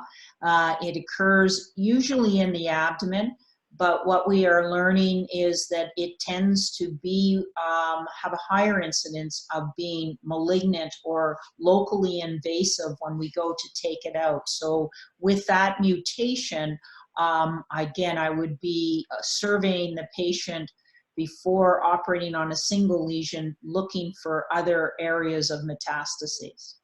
Does that answer your question? Yes, thank you so much. Okay, that was excellent. Thanks again. So we are now going to move on to our next presentation with Dr. Keutgen on pancreatic neuroendocrine tumors. Yes. Okay, can you hear me? Yes, I think you can, right? Yes. All right. Okay, so thank you very much for the AAES and to NANETS and all the other sponsors to do this webinar. I hope this is helpful for you. And I was asked to talk today about pancreatic neuroendocrine tumor, and specifically about surgery for pancreatic neuroendocrine tumors, since we're all surgeons, and hopefully you can learn something from this presentation. So the first step, of course, is to know what the pancreas is and where it lays. Well, the pancreas is an organ that sits behind the stomach, sort of in the center of your core, in what we call the retroperitoneum. It has a head, a body, and a tail. Some people even think it has a neck. What it does normally is there's two major functions. The first function is what we call an exocrine function. That means that pancreatic juice is being secreted, and it does actually connect here through the pancreatic duct into the small intestine, and it helps digest the food that comes down from your stomach into your small bowel. And then the second function is an endocrine function, and that is related to these cells that are sort of distributed into islet cells throughout the entire pancreas, and those cells have these neuroendocrine cells in them, and they produce hormones, and one of the most common hormones that it does produce is the hormone insulin, which is a hormone that regulates your blood sugar. So again, when you eat, it's important that these cells are functional so they can secrete the hormones that can help you process the food. So pancreatic neuroendocrine tumors are tumors that develop from these neuroendocrine tumor cells, from these neuroendocrine cells. About 5 to 10% of all pancreatic malignancies are pancreatic neuroendocrine tumors, so it's not that high of a percentage. And as I said, they come from these islet of Langerhans, that's how we call them. PNETs represents about 7% of all newly diagnosed neuroendocrine tumors, and the incidence is rising. If you see here what is in blue here, you can tell that over the last 30 years or so, we are constantly climbing and discovering more and more of these tumors. Now, the interesting part is that even though it comes from a cell within the pancreas that most of the time will secrete hormones, a majority of these tumors actually do not secrete hormones, at least we don't think they do. And so only about 15% or so are functioning neuroendocrine tumors, and about 80 to 85% are non-functioning neuroendocrine tumors. One thing we always have to remember is that pancreatic neuroendocrine tumors can be associated, although that is very rare, and I get this question quite often in my clinic, you know, is my tumor genetically transmissible? The answer to that is most of the time no, but there are certain familial syndromes such as von Hippel-Lindau and multiple endocrine neoplasia type 1, in addition to a few more, but that are even less common, that actually can be associated with having these PNETs as a syndrome. So at that point, they would be genetically transmissible. Two famous people that had pancreatic neuroendocrine tumors were Steve Jobs and Aretha Franklin. So you may have heard about that in the press. So just one quick slide on functioning pancreatic neuroendocrine tumors, and I'm not going to spend much of the presentation talking about this, but as I said before, if you are in the lower percentage of patients that have a pancreatic neuroendocrine tumor that's functioning, they can secrete a whole bunch of hormones. The most common one I mentioned before are insulin. Another very common one is gastrin, but also other hormones such as glucagon, somatostatin, VIP, etc. can secrete these hormones, and depending on what hormone gets secreted, you're going to have a different type of symptomatic. Often, patients that present with functioning pancreatic neuroendocrine tumors, it's not that subtle to actually diagnose them. If you have a little bit of a flare for it, you're going to figure this out relatively quickly because they do have symptoms that are related to their hormone overproduction. But as I said before, most of the pancreatic neuroendocrine tumors do not produce hormones. So one thing that's very important that I want you to remember is that when we talk about pancreatic neuroendocrine tumor, we talk about a different animal than what we call adenocarcinoma or classic pancreatic cancer. Most patients with pancreatic cancer, and this is pancreatic cancer like Awareness Month, I think as well, have a not as good as a prognosis than patients with pancreatic neuroendocrine tumors. They are just not the same tumor, and they also do not get treated the same way. So if you hear that you get diagnosed with a PNET, it's not the same thing as a classic adenocarcinoma of the pancreas. And you know, the survival curves prove it here. Pancreatic neuroendocrine tumors do better in blue than adenocarcinomas of the pancreas, and also pancreatic neuroendocrine tumors, depending on the stage that you have, so whether the tumor is still localized or spread, have a pretty long a pretty high 5-year survival rate. Interestingly, with pancreatic neuroendocrine tumor, that's a little unique, but true for all neuroendocrine tumors actually, is that depending on what grade you have, your prognosis will also change. Now, about 40% or so of these tumors, and in my practice, I'm sure Jim and Rod's practice and also Janice's practice probably more than that, but a sort of large majority of these patients, when we get to see them, already have metastatic disease, and the most common site where these tumors go to is the liver. So surgery is the only potential curative option for localized pancreatic neuroendocrine tumors. That is worth mentioning. We are surgeons, and we are here for a reason, I believe. So we can definitely help you if you have a localized pancreatic neuroendocrine tumors, and even if it's not localized, as Rod mentioned before. So when we talk about what type of surgery we think about for pancreatic neuroendocrine tumors, it depends on the location and the size of the tumor. So if you have a tumor that sort of sits bang in the middle of your pancreatic head and involves the common bile duct and the pancreatic duct, that will probably buy you a Whipple procedure, so a procedure where we would remove the head of the pancreas and some of the gallbladder, the bile duct, and the first part of the duodenum. If it is, however, in like other areas of the pancreas, we can often enucleate it. And what makes the big difference here on what type of procedure we choose is whether it's close to the bile duct or close to the pancreatic duct. If it's not, then we can often enucleate these tumors, at least if they are localized.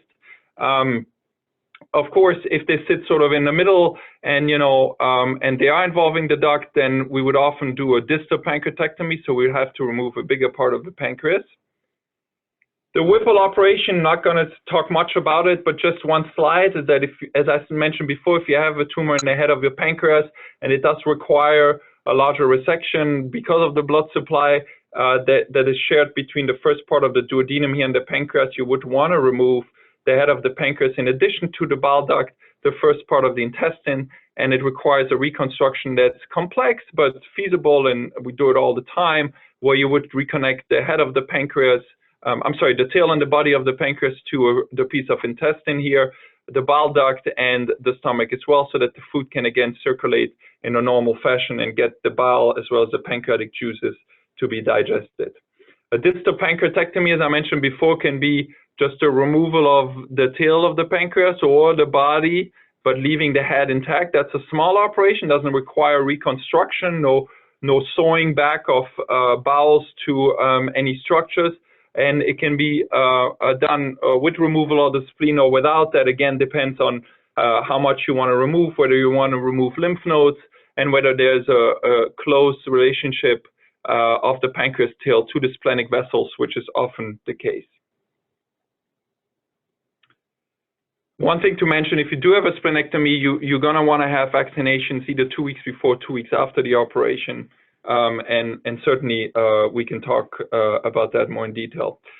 So when we talk about enucleation of the pancreas tumors, that's literally similar to Dr. Pommier. It showed how we enucleate or carve them out of the liver.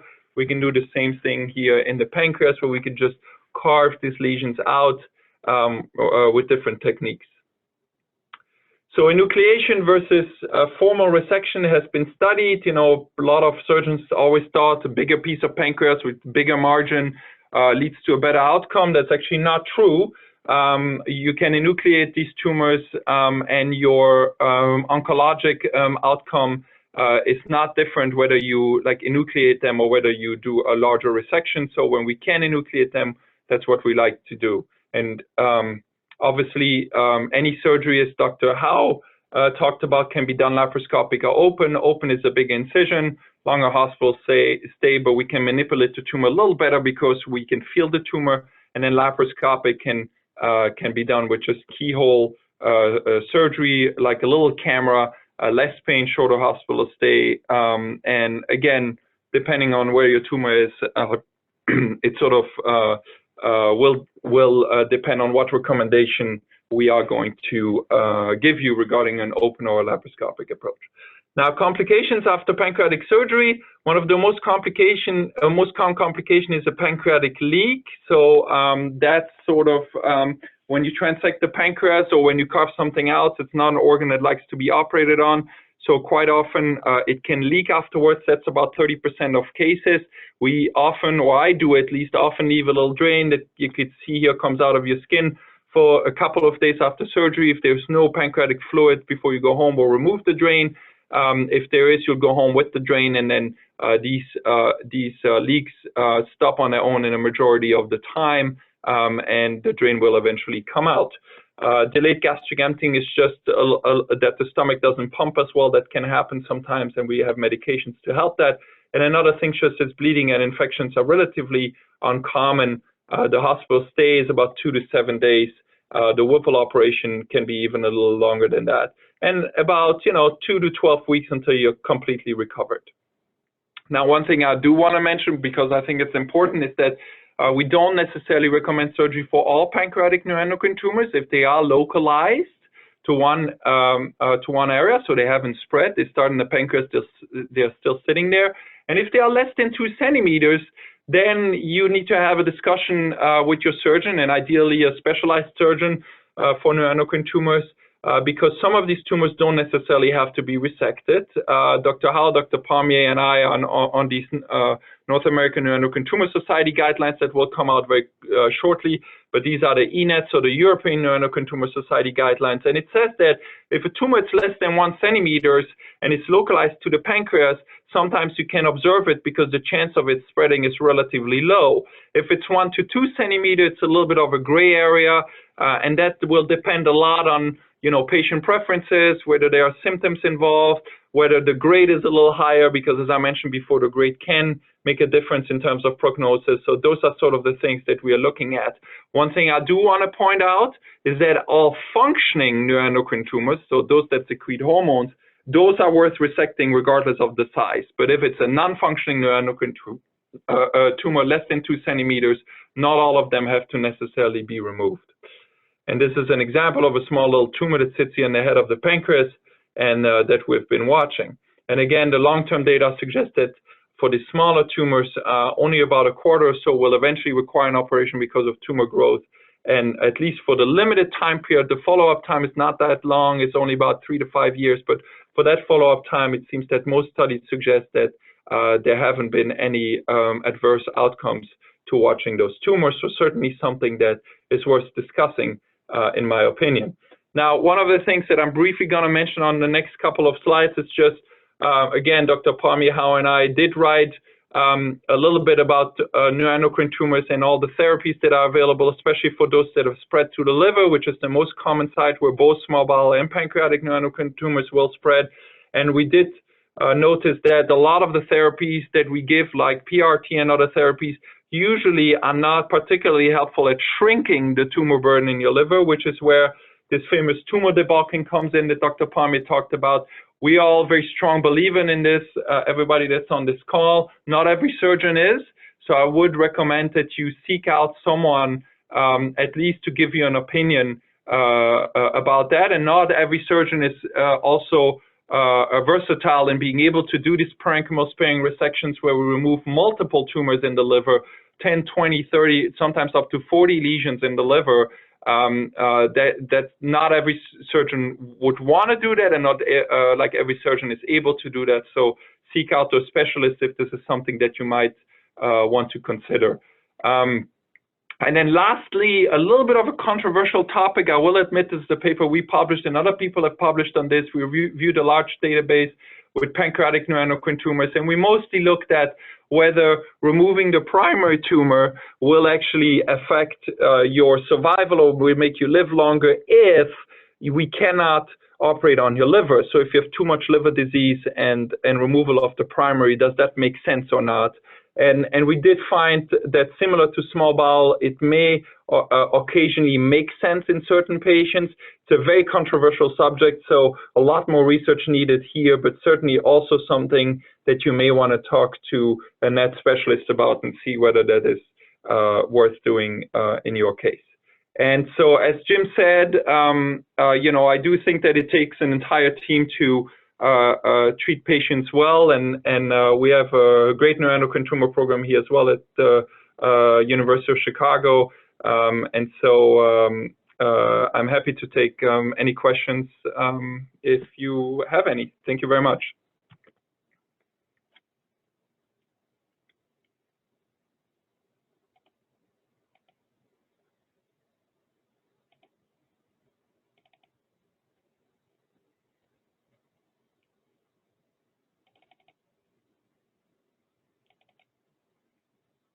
Xavier, can you stop sharing your screen, please? Yeah, there we go.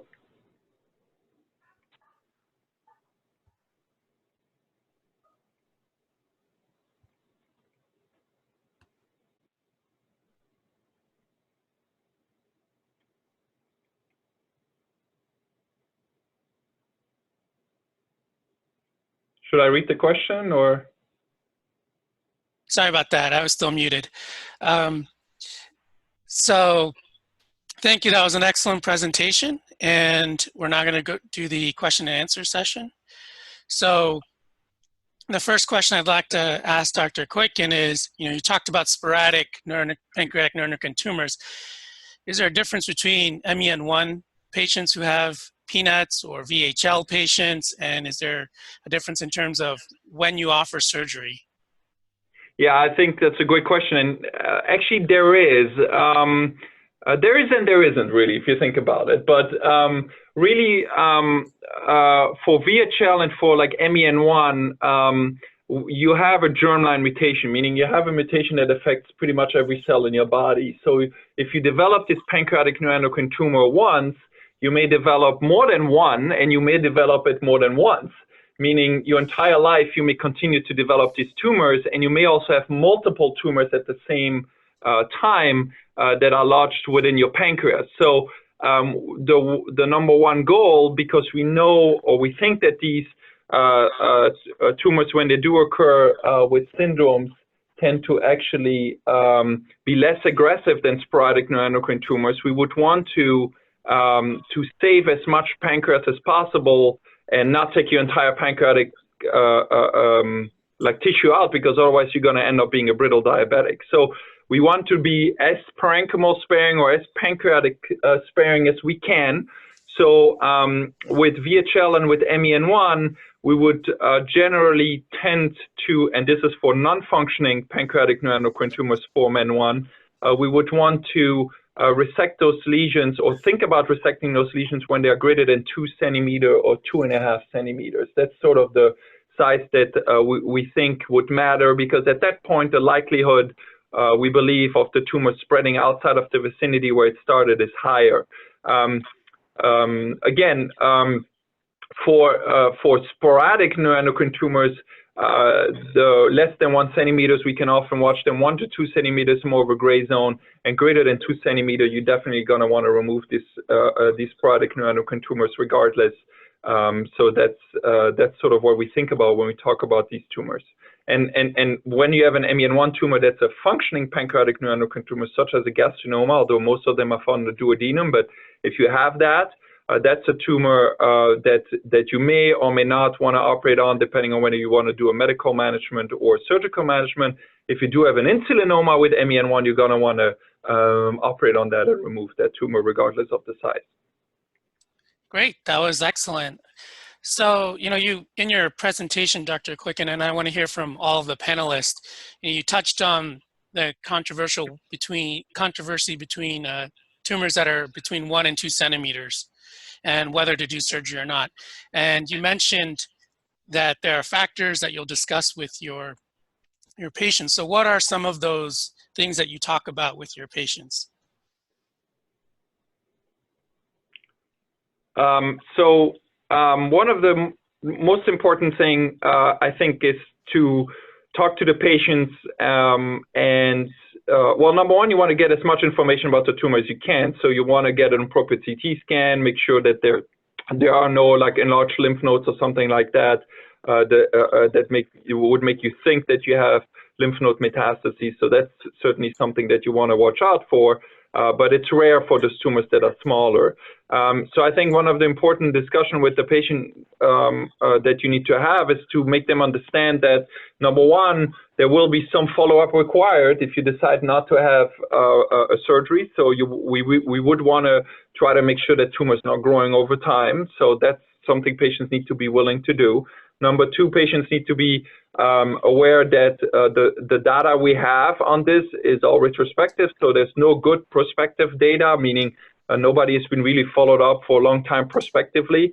The time that we have followed up people is limited at this point. It's anywhere from 3 to 5 years, so these are slow-growing tumors. Doesn't mean that they can't grow past that time.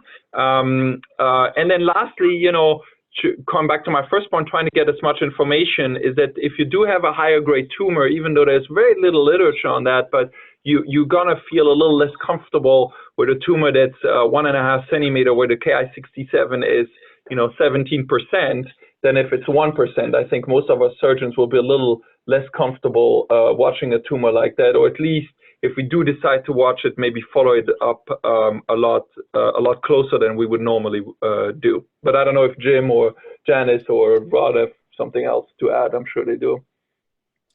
Yeah, Dr. Howe, would you like to chime in and add your thoughts, as well as tell us, what you do in Iowa in terms of your follow-up if you don't operate? Well, you know, I think Xavier laid it out pretty well. It's pretty obvious when it's less than a centimeter and it's not making a hormone that those patients have a very low risk of lymph node or liver metastases, so it's probably not indicated. And when you get over 2 centimeters, that risk becomes higher and higher, 10 to 20%. In 1 to 2%, it is a gray zone, and you really have to take lots of different factors into consideration. One is, what is the patient's medical comorbidities? Are they a young, healthy patient who would need surveillance for decades, or is it an old person that a pancreatic surgery could push them over the edge where it would be just too much to do? So I commonly see patients who are 85 years old and this was picked up on a CAT scan and they're probably not going to die of the tumor, so I should not subject that person to a pancreatic operation.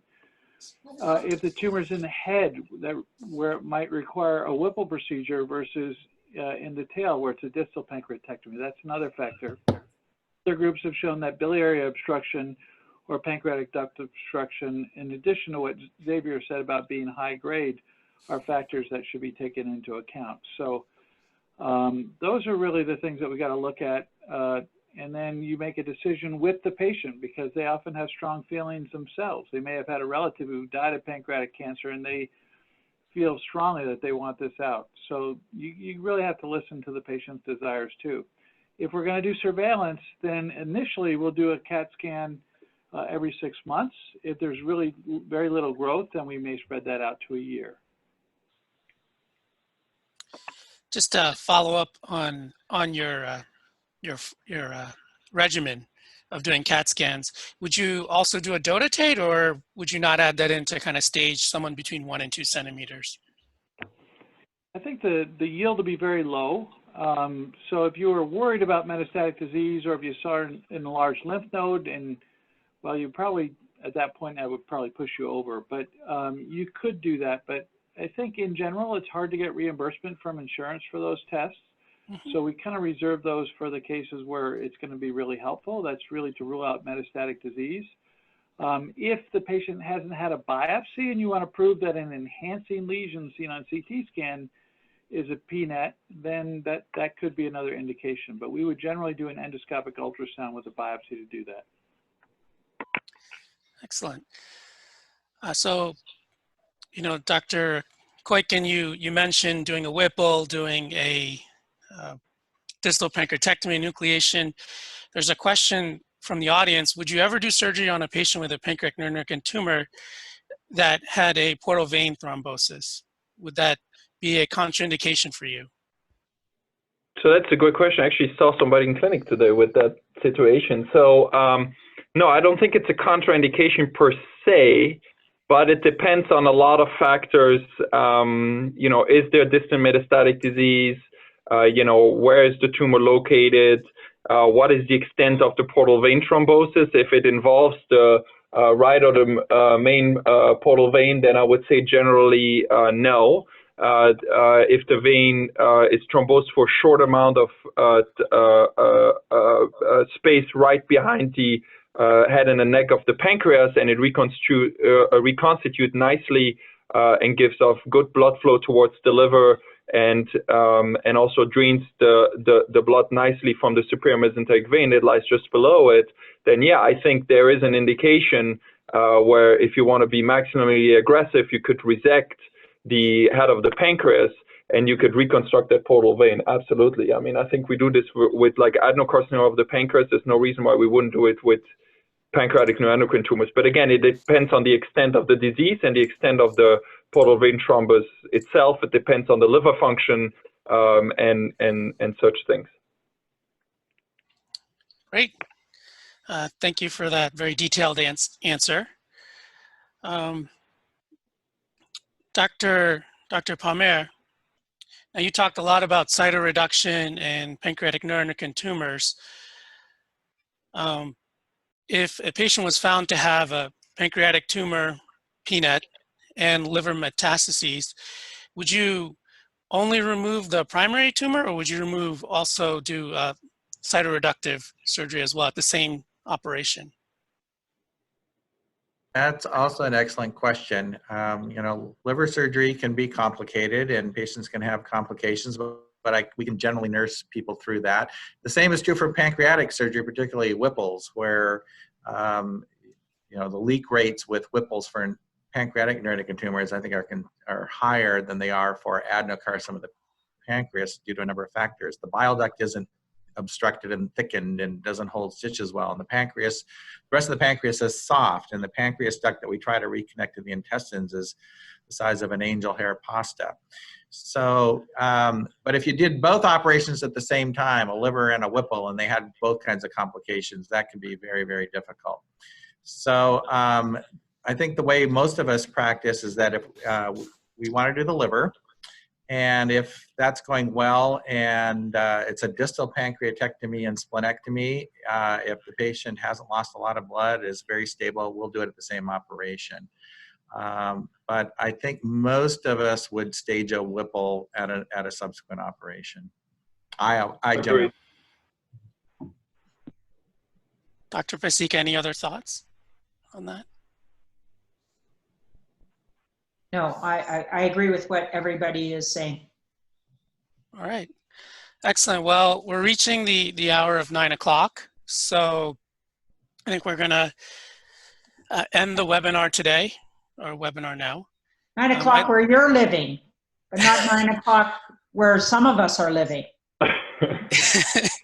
Well, actually, it's 8 o'clock where I am. So yeah.